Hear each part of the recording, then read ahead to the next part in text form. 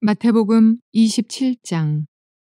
제6시로부터 온 땅에 어둠이 임하여 제9시까지 계속되더니 제9시쯤에 예수께서 크게 소리질러 이르시되 엘리 엘리 라마 사박다니 하시니 이는 곧 나의 하나님 나의 하나님 어찌하여 나를 버리셨나이까 하는 뜻이라. 거기 섰던 자 중 어떤 이들이 듣고 이르되 이 사람이 엘리야를 부른다 하고 그 중에 한 사람이 곧 달려가서 해면을 가져다가 신 포도주에 적시어 갈대에 꿰어 마시게 하거늘 그 남은 사람들이 이르되 가만두라 엘리야가 와서 그를 구원하나 보자 하더라. 예수께서 다시 크게 소리 지르시고 영혼이 떠나시니라. 이에 성소 휘장이 위로부터 아래까지 찢어져 둘이 되고 땅이 진동하며 바위가 터지고 무덤들이 열리며 자던 성도의 몸이 많이 일어나되 예수의 부활 후에 그들이 무덤에서 나와서 거룩한 성에 들어가 많은 사람에게 보이니라. 백부장과 및 함께 예수를 지키던 자들이 지진과 그 일어난 일들을 보고 심히 두려워하여 이르되 이는 진실로 하나님의 아들이었도다 하더라. 예수를 섬기며 갈릴리에서부터 따라온 많은 여자가 거기 있어 멀리서 바라보고 있으니 그 중에는 막달라 마리아와 또 야고보와 요셉의 어머니 마리아와 또 세베대의 아들들의 어머니도 있더라. 저물었을 때에 아리마대의 부자 요셉이라 하는 사람이 왔으니 그도 예수의 제자라. 빌라도에게 가서 예수의 시체를 달라 하니 이에 빌라도가 내주라 명령하거늘 요셉이 시체를 가져다가 깨끗한 세마포로 싸서 바위 속에 판 자기 새 무덤에 넣어두고 큰 돌을 굴려 무덤 문에 놓고 가니 거기 막달라 마리아와 다른 마리아가 무덤을 향하여 앉았더라. 그 이튿날은 준비일 다음 날이라. 대제사장들과 바리새인들이 함께 빌라도에게 모여 이르되 주여 저 속이던 자가 살아있을 때에 말하되 내가 사흘 후에 다시 살아나리라 한 것을 우리가 기억하노니 그러므로 명령하여 그 무덤을 사흘까지 굳게 지키게 하소서. 그의 제자들이 와서 시체를 도둑질하여 가고 백성에게 말하되 그가 죽은 자 가운데서 살아났다 하면 후의 속임이 전보다 더 클까 하나이다 하니 빌라도가 이르되 너희에게 경비병이 있으니 가서 힘대로 굳게 지키라 하거늘 그들이 경비병과 함께 가서 돌을 임봉하고 무덤을 굳게 지키니라. 좋은 날입니다. 성령님께서 오늘도 여러분과 저의 심령 가운데 깊은 평안 주시기를 주님의 이름으로 축복하여 드립니다. 오늘 한 종일 살아가면서 여러분의 마음속에 하나님의 평안이 사라지지 않도록 지키십시오. 어떻게 지킬 수 있습니까? 우리가 하나님의 말씀을 듣고 그 말씀을 깨닫고 그 말씀 안에 거할 때 내 영혼이 한없는 평안을 누리게 되어 있습니다. 말씀에서 떠나는 순간 이 세상의 모든 불안함과 두려움과 염려와 근심과 미움과 억울함과 상처 이런 것이 결국 우리를 집어삼켜서 제일 중요한 것은 우리 마음에 있는 평안을 하늘의 평안을 빼앗아 가려는 것이죠. 왜 우리가 아침마다 성경 말씀을 상고합니까? 그 말씀 안에서 하나님이 주시는 한없는 위로 혹은 확신, 말할 수 없는 평안 그것을 맛볼 수 있기 때문이죠. 자, 그런 마음을 가지고 오늘 마태복음 27장 45절부터 66절까지의 말씀을 통해 주의 음성을 들어봅시다. 저는 이 본문의 제목을 십자가의 굴욕을 짊어져야 하는 이유라는 제목을 삼았습니다. 예수님께서 십자가의 굴욕을 짊어져야 했던 이유는 무엇입니까? 또 우리도 오늘날 동일하게 우리의 십자가를 짊어지고 그 십자가의 굴욕을 지고 가야 하는 이유가 무엇일까요? 앞에서 말한 것처럼 예수님은 위대한 굴복을 하셨다고 했습니다. 이건 위대한 순종입니다. 하나님의 예언적 말씀의 성취를 위한 순종이고 하나님 아버지에 대한 순종이었습니다. 이것은 위대한 굴복이었지 뼈아픈 굴욕이 아니었다고 말씀드렸습니다.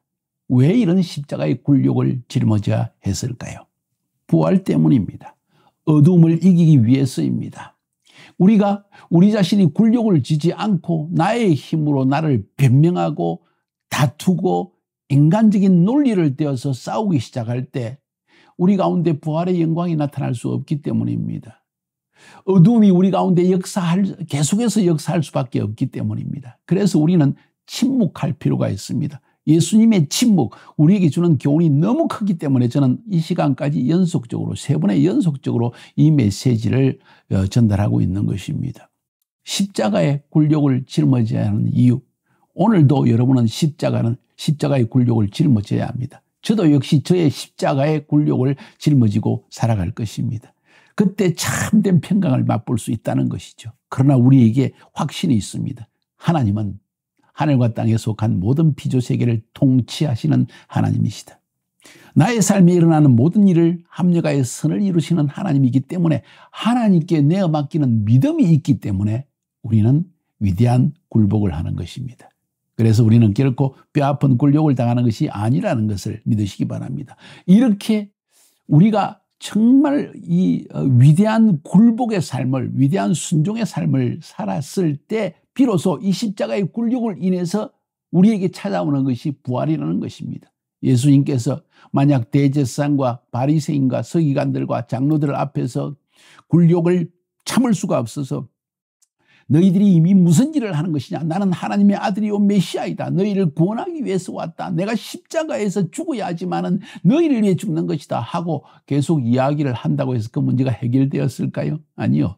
그분의 침묵으로 십자가를 짊어지는 것밖에 다른 방도는 없을 것입니다. 우리의 삶도 마찬가지라는 것입니다. 우리가 침묵할 때, 십자가의 굴욕을 짊어질 때 부활의 영광이 온다는 것입니다. 오늘 45절부터 50절 먼저 살펴봅시다. 제6시로부터 온 땅에 어두움이 임하여 제9시까지 계속하더니 어두움이 임했다고 했습니다. 주님의 죽음 이전에 어두움이 임했다는 것입니다. 주님의 십자가의 죽음은 다음에 부활의 서곡이라고 할 수 있다면 어두움이라는 것은 예수님이 재림하실 때도 이런 어두움이 임한다는 것을 예시적으로 보인 건 아닐까요? 제9시 즈음에 예수께서 크게 소리질러 가라사대 엘리 엘리 라마 사박다니 하시니 이는 곧 나의 하나님 어찌하여 나를 버리셨나이까 하는 뜻이라. 하나님이 자신을 버린 것과 같은 그런 아픔과 고통, 이건 단순히 육체적인 버림이 아니라 영혼의 버림입니다. 하나님과 영원하신 하나님과 그 아들 예수의 영원한 단절이 일어났다는 것입니다. 여러분, 하나님이 나를 떠났다고 느낄 때 여러분의 영혼의 느낌은 무엇일까요? 절망입니다. 죽음입니다. 아무 소망이 없습니다. 완전한 절망입니다. 이런 상황이 주님이 재림하기 직전에 우리에게도 임한다고 저는 생각하고 있습니다. 우리가 말이 위대한 굴복이지 이 위대한 굴복의 마지막 정점 클라이맥스가 무엇인가 하니 하나님이 나를 버린 것 같은 상황 속에 빠져도 나는 주님의 말씀에 순종하겠다는 굴복, 이걸 의미하는 것이 아닐까요? 거기 있었던 자 중 어떤 이들이 듣고 가로되 이 사람이 엘리야를 부른다 하고, 참 마태는 이거를 잘 쓰고 있습니다. 엘리야를 부른다. 엘리야는 구약 성경의 마지막 선지자인 말라기가 메시아 오기 전에 엘리야가 와서 모든 것을 회복시킨다는 이야기를 했습니다. 그래서 이들은 예수가 메시아라고 믿고 있었습니다. 그러니까 거기에 있던 사람들도 어렴풋하게 들어서 어쩌면 예수님이 지금 엘리야를 부른지도 모르겠다 하고 말한 것입니다. 그 중에 한 사람이 곧 달려가서 해융을 가지고 신 포도주를 머금게 하여 갈대 꿰어 마시우거늘, 다시 말해서 예수님께 마취제를 드리라는, 좀 이 고통을 하감하기 위해서 진정제를 드리는 의미이죠. 그러니까 그 남은 사람들이 가로되 가만둬라, 엘리야가 와서 정말 저를 구원하나 보자 하더라. 뭔 이야기입니까? 지금 메시아가 오기 직전에 엘리야가 온다는 사실을 지금 부각시키고 있습니다. 사랑하는 여러분, 지금 이 본문에서 예수님이 십자가의 죽음을 경험하고 부활하실 테인데 이것은 마치 예수님이 재림 직전의 상황과 똑같은 일들이 벌어진다는 걸 보여주는 게 아닐까요? 오늘 마태복음의 지사 마태는 이것을 우리에게 은근히 보여주고 있습니다. 주님 재림 직전에 어둠이 임하고 엘리야가 오게 된다는 이야기를. 지금 여기에서 주님이 십자가에 죽기 직전에 첫 번째 오셔서 죽으시고 부활하기 직전에 이런 일들이 동일하게 일어난 것을 우리에게 그림을 지금 보여주고 있는 것입니다. 예수께서 다시 크게 소리 지르시고 영혼이 떠나시다. 다시 크게 소리 지르다가 엘리 엘리 라바 사막다니, 그 고통이 얼마나 크든지 위대한 침묵, 위대한 굴복, 위대한 순종, 너무나 고통스러웠다는 것입니다. 우리도 때로 억울함을 당할 때 참는 것, 정말 고통스러운 영혼의 부르심이 혹은 분노가 일어날 수도 있지만 참아라는 것이죠.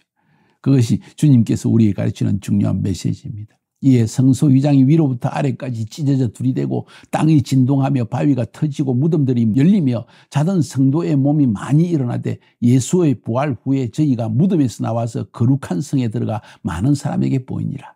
백부장관 및 함께 예수를 지키는 자들이 지진과 그 되는 일을 보고 심히 두려워하여 이는 진실로 하나님의 아들이었도다 하더라. 첫 번째 고백입니다. 진실로 이는 하나님의 아들이었도다.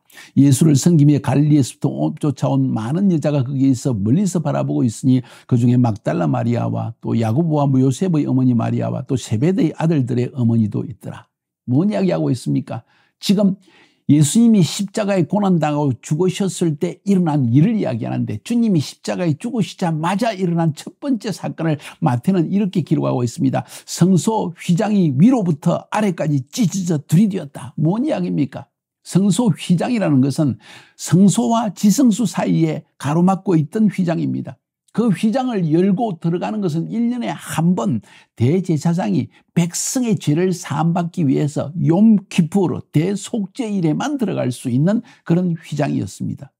휘장이 찢어졌다는 것은 이제 대제사장뿐만 아니라 1년에 한 번뿐만 아니라 언제든지 누구든지 예수가 나의 구세주라는 것을, 그가 나의 죄를 위해 십자가에 죽으셨다는 것을 믿는 믿음을 가진 자는 누구든지 하나님의 지성소에 들어가서 그 법궤로부터 흘러나오는 계시의 음성을 들을 수 있다는 것을 지금 말하는 것입니다. 쉽게 이야기하면 일상에 누구든지 예수 믿는 사람은 하나님의 임재 안에 들어갈 수 있는, 하나님의 음성을 들을 수 있는, 하나님의 계시를 들을 수 있는 이런 축복을 누리겠다는 걸 의미하는 것입니다. 제목을 다시 한번 상기해 볼까요? 오늘 제목이 무엇이었습니까? 십자가의 굴욕을 짊어져야 하는 이유는, 십자가의 굴욕을 당신과 내가, 예수님이 짊어져야 했고 또 우리도 짊어져야 하는 이유는 무엇입니까? 우리가 십자가의 굴욕을 짊어지고 침묵하며 위대한 굴복의 삶을 살아갈 때 비로소 우리는 하나님의 임재 안에 들어갈 수 있다는 것입니다. 내가 인간적인 혼적인 마음으로 다투고 싸우고 상처 입은 마음으로 얼굴에 표정을 보이고 소리를 지르고 이러는 순간 우리는 하나님의 임재에 들어갈 수 없다는 것이죠. 주님은 엄청난 고통 속에서 다시 한번 소리 질렀다는 말씀을 볼 때 얼마나 고통스러워, 또다시 한번 엘리 엘리 라마 사박단이라고 부르짖을 정도로 고통스러웠지만 위대한 굴복의 결심을 하고 그렇게 했을 때 성소 휘장이 찢어졌더라.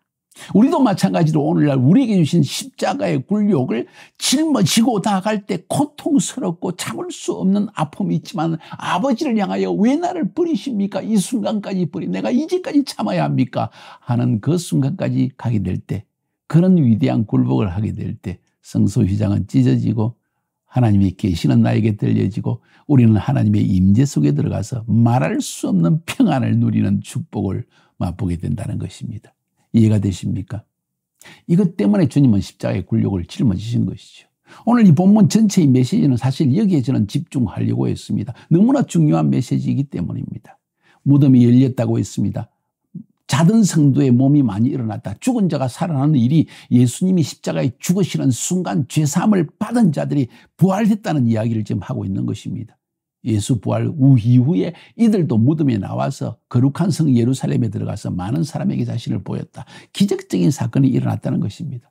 백부장과 예수를 지키는 자들이 이 지진이 일어나는 것과 그 되는 일들을, 죽은 자가 살아난 걸 보고 너무 깜짝 놀라서 이는 진짜 하나님의 아들이 맞았다, 그의 말씀이 옳았다, 그는 역시 부활하였다 하는 마음의 감동과 믿음을 가지게 된 것을 지금 말하고 있는 것입니다. 뿐만 아니라 이런 위대한 굴복의 삶의 자리에 함께했던 위대한 사람들인데 그중에 한 부류의 사람들이 여인들이었다는 것입니다. 막달라 마리아와 야고보와 요셉의 어머니 마리아와 세베대의 아들들의 어머니, 이들은 전부 여인들이었습니다. 충성스럽게 예수님과 그의 제자들을 섬겼던 사람들입니다. 이들은 지금 예수님이 옳느냐 그러냐, 그가 부활하느냐 아니냐, 어쩌면 이 모든 것을 다 모를 수가 있지만 그 예수님으로부터 받은 은혜, 용서받은 은혜, 그분의 말씀으로부터 받은 은혜, 이 은혜 때문에 신실하게 주님을 따라서 그분이 죽으셨으면 죽으셨구나 하고 생각했을 수 있습니다. 그러나 끝까지 그분의 죽음조차도 떠날 수 없었던 신실한 여인, 따라합시다. 신실한 여인. 이런 신실한 여인들 오늘 이 본문에서 우리에게 들려주고 있습니다. 이들은 부활의 증인이 되었죠, 나중에. 57절부터 61절을 봅니다. 저물었을 때 아리마대 부자 요셉이라는 사람이 있으니 그도 예수의 제자라. 눈에 보이지 않는 제자입니다. 숨어있는 제자입니다. 산헤드린 공회원이라고 다른 복음서는 말하고 있습니다.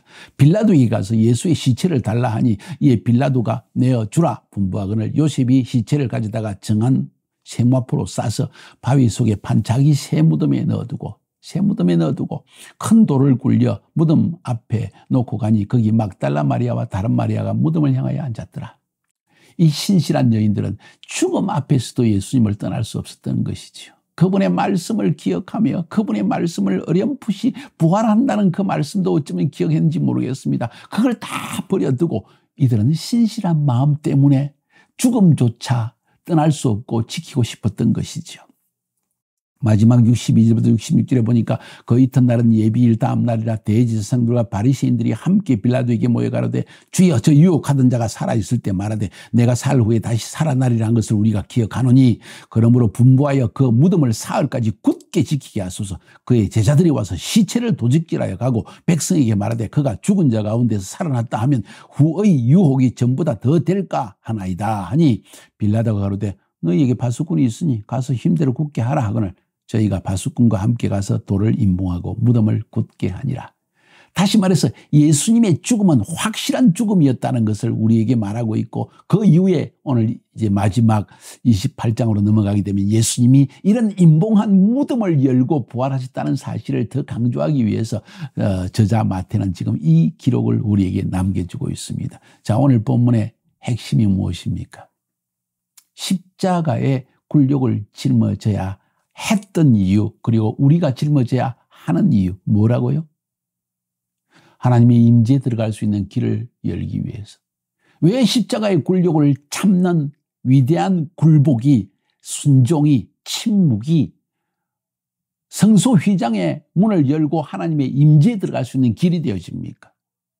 바로 우리가 침묵할 때 나는 나의 십자가를 지는 것입니다. 내가 십자가를 질 때만 죄는 용서함을 받고 하늘 문은 열려지고 하나님의 임재는 우리에게 임하게 되기 때문입니다. 여러분, 이런 위대한 굴욕을 짊어지는 위대한 굴복의 삶을 살지 않겠습니까? 저는 여러분과 제가 그런 인생을 사는 참된 성숙한 크리스찬이 되기를 주님의 이름으로 축복하여 드립니다. 승리합시다.